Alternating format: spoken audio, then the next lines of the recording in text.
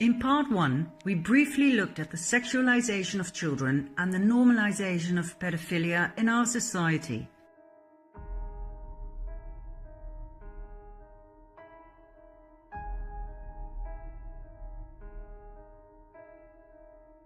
Innocence is sexier than you think? And what about this clothing store called Sweet and Sexy Kids? What the hell is sexy about kids? At an academic presentation at Cambridge University in June 2018, it was actually stated that the majority of men are probably pedophiles and that pedophilic interest is normal and healthy. The New York Times declared pedophilia not a crime but a disorder. And during 2 TEDx talks, pedophilia was presented not as a disorder but as a sexual orientation. Posters were spread. And Cosmopolitan magazine published an article by the hand of a young woman who became her father's lover.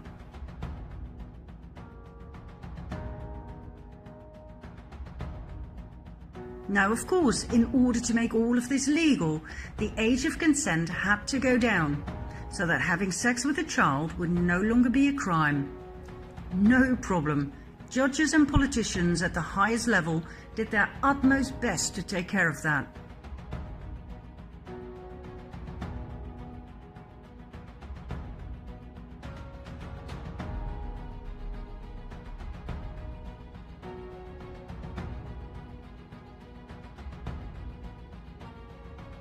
Not many people know that Patricia Hewitt was General Secretary of the NCCL, later known as Liberty, which was affiliated to PI, the Pedophile Information Exchange.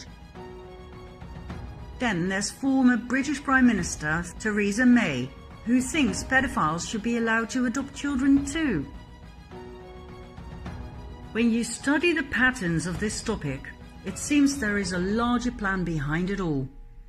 Why is it so important to legalize pedophilia? Why is having sex with children so important? Any psychologist can tell you how harmful it is for children to have sex at a young age, and that consent is a very dangerous concept, as pedophiles often tell their children they are simply demonstrating just how much they love them. Sex is then confused with love. The child cannot comprehend the subsequent feelings of pain, shame, anger and fear. The secrecy put upon them is hard to deal with.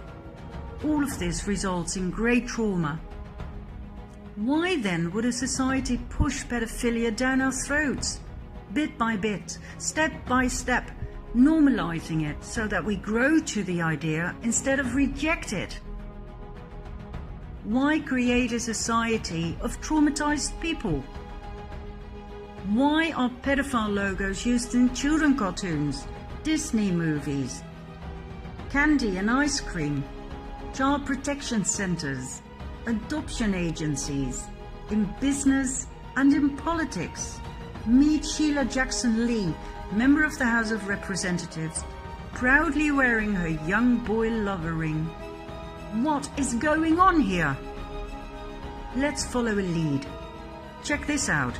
This still image appears in a video clip of a band called Sex Stains, and this is where it gets interesting. They played at Comet Ping Pong, a restaurant in Washington, D.C. Best known for its pizzas, ping pong tables in the basement, high-profile clients such as Hillary Clinton and the Obamas, and a conspiracy theory called Pizzagate, more about which in a bit. Meet the owner of Comet Ping Pong, James Achilles Alefantis. When Alefantis started his restaurant in 2006, he didn't have much, according to himself. Yet in 2012, only 6 years later, he was named as one of the 50 most powerful people in Washington, D.C. That fascinates me. You don't become that powerful by running a pizza place. So, who exactly is James Alefantis? He portrays Comet Ping Pong as a family-friendly restaurant, yet his tweets and those posted on his Twitter account are controversial, to say the least.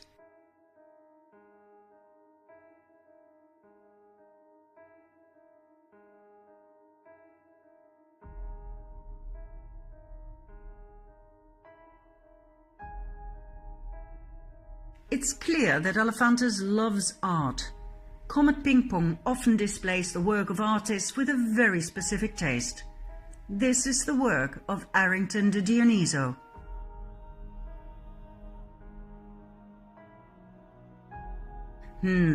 Not a big Trump fan, huh? Why is this on the walls of a child-friendly pizza place? Elephantis loves a good party. Now here's a picture he wishes he never posted. Meet his party friend, Miss Summercamp. What else? He had a love affair with David Brock, political consultant and founder of Media Matters for America, a progressive research and information center dedicated to comprehensively monitor, analyze, and correct conservative misinformation in the US media.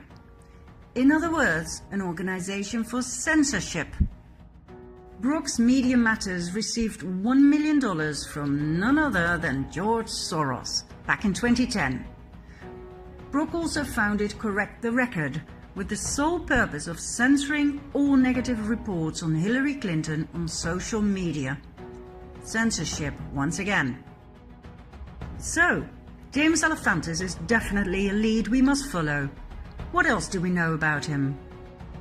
He is best friends with the political top of the US. He is closely connected to the Podesta brothers, John and Tony Podesta. John Podesta is quite a hotshot in American politics.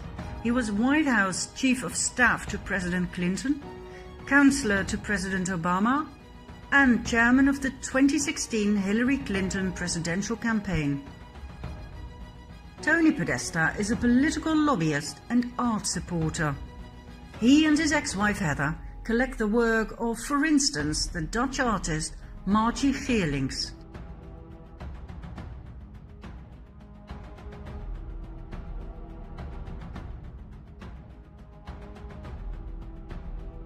Fascinating, to say the least. They are also great admirers and buyers of the work of Patricia Piccinini.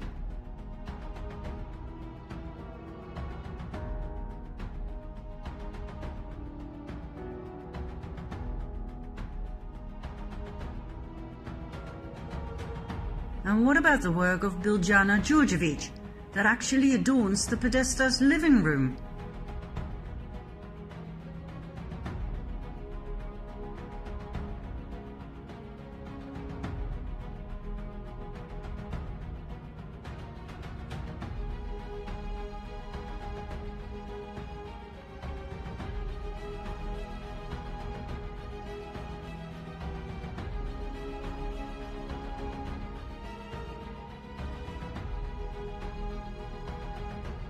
This is Louise Bourgeois. Her work is prominently present in Tony Podesta's mansion. This piece is called Arch of Hysteria. It greatly resembles the work of Jeffrey Dahmer, a serial killer who liked to dismember his victims and leave them in a somewhat awkward position.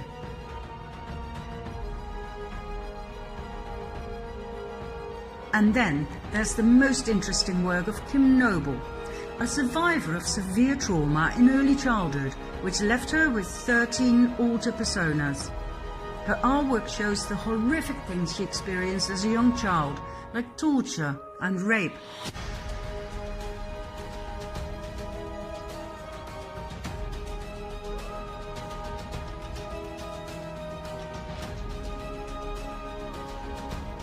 Her work was exhibited in Comet Ping Pong, our child-friendly pizza place. Now, I don't know about you, but this makes me sick as a dog. The more I study Pizzagate, the more I realize this was quite likely conspiracy fact, not theory. What kind of a pizza place exhibits naked, abused, tortured, raped, and even dead children on its walls? What kind of man becomes one of the most powerful people in Washington, D.C., serving pizza? How come the political top of the US, the Podestas, the Clintons, and even Obama, president of the US at that time, how come they all want to spend time with a sick perv like Elephantis? I think I know. For a while I thought the name Elephantis was fake. This man was way too powerful to come from an ordinary family. Could Elephantis be a French bastardization of J'aime les enfants, I love children? But then some anons pointed out he could well be a Rothschild. After some digging, I came across an interesting twist in the Rothschild family tree, starting with Evelyn Achille the Rothschild. His middle name kinda gives it away, doesn't it? He was born in Buffalo, New York in 1886 and died in World War I in 1917. 2 years before he died, his illegitimate son, Louis George, was born. But as he wasn't married, his son inherited the name of his mother, Elephantis. The boy grew up and married Helen Repos and had 2 sons, one of which is Achilles Louis Elephantis, the father of our very own James Achilles Elephantis. His mother's name is Susan Reed Shoemaker. So, his middle name, Achilles, takes him all the way back to his great-grandfather and even further back to his great-great-grandmother, the Italian Marie Perugia. Her father's name was Achille Perugia. In short, James Achilles Elephantis is a real, genuine, full-on Rothschild. That explains his power and his friends. It explains his close proximity to the Clintons, just like his uncle and aunt, Evelyn and Lynn de Rothschild. So, are we to believe that our political leaders simply enjoy pizza and sick art? Is that it? What is it with pizza anyway? Why is it so sexualized?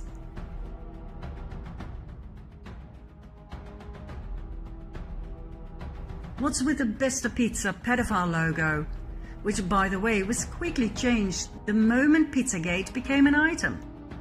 Is it all just a coincidence that the Podesta emails, revealed to the public by WikiLeaks in 2016, contain countless pizza-related words such as cheese, hot dogs, pasta, walnut sauce?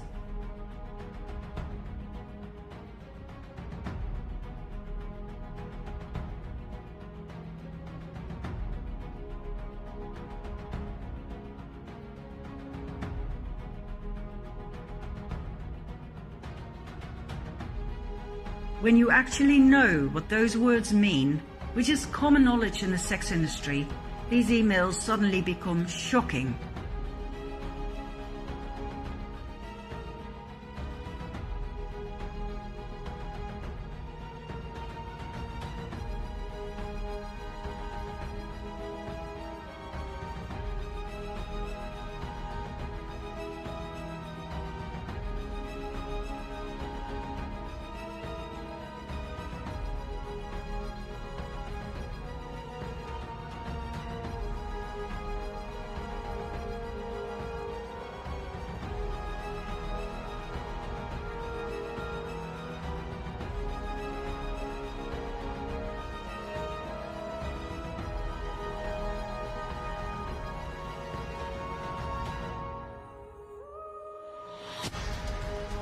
Is this why Hillary deleted 33,000 emails for which she is currently scrutinized?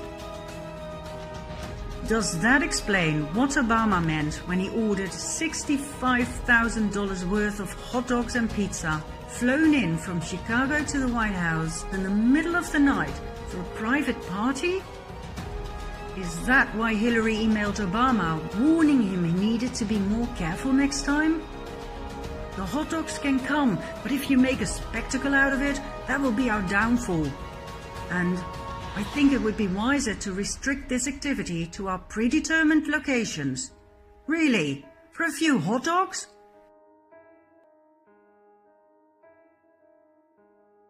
Isn't it weird that these security camera pictures of children lying on ping pong tables in the basement of Comet Ping Pong are shown on the walls upstairs? Who the hell was watching them? And why does their website have a super secured backdoor to a secret division where you can order pizza pictures for absurd prices? This screenshot was made public by a hacker. It's in low resolution, so I will read out loud what it says at the bottom. This month we have 5 fresh pizzas for your enjoyment. We also have 4 surviving pizzas from last month's session.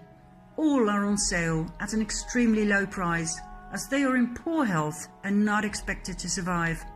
So a requirement is that you finish eating your pizza after your session. This month's special includes a 30% discount on severe torture. Each image below is available for $1,000 in fine print. Why are they talking about kill rooms, murder, and rinsing it off when you're done? What the hell is going on here? To tell you the truth, at this point in my research, I experienced what we call cognitive dissonance.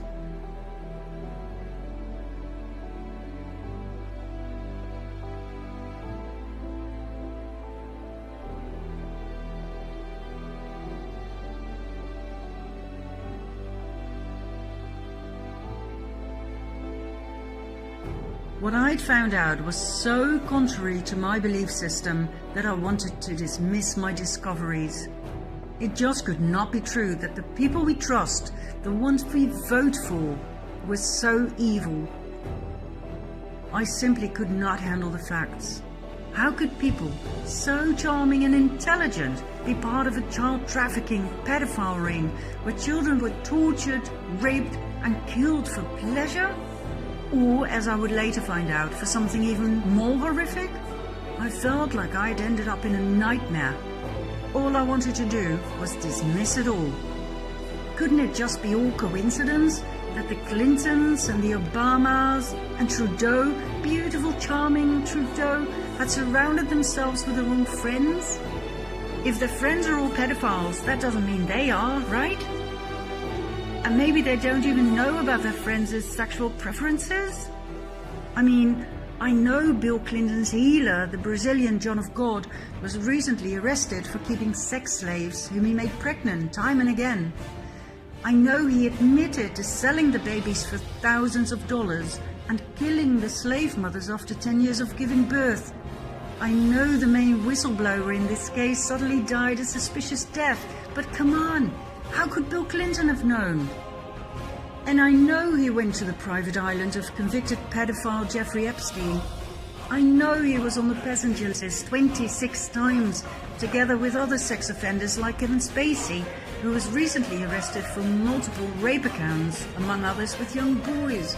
But that doesn't make Clinton a sex-raging animal, right?